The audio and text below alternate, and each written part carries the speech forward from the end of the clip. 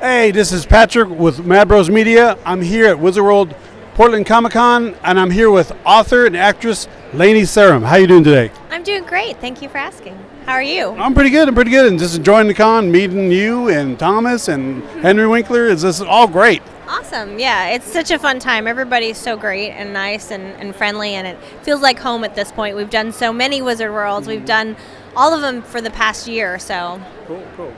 So let's talk about the book right here, Handbook For Mortals, correct?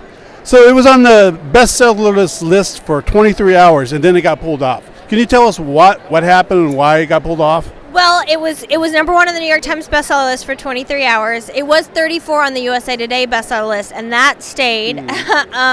The reason that it got pulled off the New York Times list is a kind of it's more complicated than this, so I'm going to try to simplify it. Okay. But basically, the book came out because we'd been pre-selling them at all these cons, and the only way to make book sales count when you sell them at cons is to push them through bookstores. And a lot of most authors, publishers, do put the sales through bookstores. So we did what kind of everybody does, but I guess when the book came out, it showed up on the YA list, and it's technically not a YA book if you ask someone who's very in the book world, because the main character's in her 20s and not 13 to 18. And we didn't market it to the YA community. So the book hit the list because of our sales and our promoting at the Comic-Cons, and I think it just kind of threw the YA community off its kilter a little bit. They had not heard of the book because I hadn't really been marketing to them. I've been marketing in the Comic-Con world. It technically wasn't a YA book. So they caused a lot of hubbub on Twitter, and eventually I think, the New York Times just decided that it was easier just to appease, the YA community. But to be honest, it was kind of a crazy ride, and I'm actually the only author that's ever been pulled off the list. So that kind of makes me cool in that way. Well, it's kind of like an honor, too, isn't it? Yeah. I'm a rebel. I've always been a rebel, so. But you would think, like, the sales of Harry Potter, Twilight, The Hunger Games, this book would be embraced. Yeah, well, and it is being embraced by a lot of people that read those types of books. No matter what you do, whenever you do something, somebody's not going to be happy about it. Somebody's going to have a problem for whatever reason, whether they're jealous, whether they just aren't happy, or whether they don't understand what was going on. And so at the end of the day, you just have to kind of keep going your own way and doing your own thing, and and embrace the people that embrace you. So I have a lot of great fans out there. I've started to have young girls come dressed as Zay to the cons, which is really fun. And and the people that love the book, I love them, and we're excited. And the people that don't, it's okay. Not everything is for everybody. So go find whatever excites your passion and be passionate about that. And if you don't like it, then that's okay too. Well, this book sounds really exciting, and then I just looked at it. It's going to be in a motion picture, and it's going to be produced by Thomas, and he's going to be in it. Yeah, Tom is producing it into a movie. We're supposed to start shooting later this year. Still kind of getting everything together. If we stay on schedule, it will come out sometime next year. And Tom will be playing one of the supporting roles as well. Yeah. Do you have an actress in mind to play Zayd? We're in that conversations right now about who will get cast for what. So we haven't finalized anything yet, but we have some people in mind for most of the roles at this point. Yeah. Okay. So you just keeping that under wraps? I can't say anything yet, but as soon as we can, we'll let you guys know. Okay. Cool.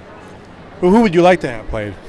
I want to be careful not to put anything into anybody's heads. Okay. So, I think, it's got to be someone that embraces the free spirit and fun of the character. I think that's really important. Cool. I took a look at your bio this morning, and I noticed that you're cousins with JC from NSYNC, and that you also were, they call it Rock and Roll Gypsy, that toured around with a lot of bands. Do you have a favorite band, and did you tour with JC and NSYNC? I never toured with JC. When NSYNC was really big, I was still kind of 15, 16, 17. I definitely went to a lot of the shows, but I never did a tour, and yes, he is my cousin. My favorite band, it's so hard because I was a band manager for a long time and a tour manager, and you love, you kind of like kids, you fall in love and with a band, and they become like your family when you tour with people. So you love different people for different reasons. So the first band I ever sort of did anything with was the Monkees, and so they're kind of just like a first love. They were the original sort of. My first endeavor in that. So they'll always hold a special place in my heart. And then, I got to do some really cool things with some of the other bands I worked with. Executive produced Blues Traveler's album, Blow Up the Moon. So that was kind of cool. I'd never done that before.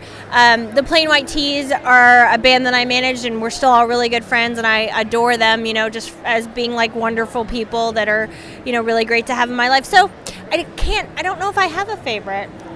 Gnarls Barkley was always really great. That was a fun time. So, just different experiences came out of those different things. So I liked them all for different reasons. But I'm really excited to, that I got that opportunity and do those things in my life. And now I'm excited to kind of do these things in my life. So it's like a next chapter. Exactly. Yeah. We're always changing and growing as people. And so that's the great part is you can take those experiences and turn them into something creative. Speaking of the next chapter, when the movie does come out, will you be making more of the series if it's successful? Yeah, well, there's already plans for more books. So the next book will come out around the time of the first movie, and then the idea is that it will be multiple movies, multiple books, and all the fun stuff that comes with that. And who knows? We've been approached to have it made into a comic book and a graphic novel and different things. So I'm supposed to do an audio book. We've been focused on the movie, so I haven't had a chance to do that yet. But yeah, I'm excited to work on this for a long time. So cool.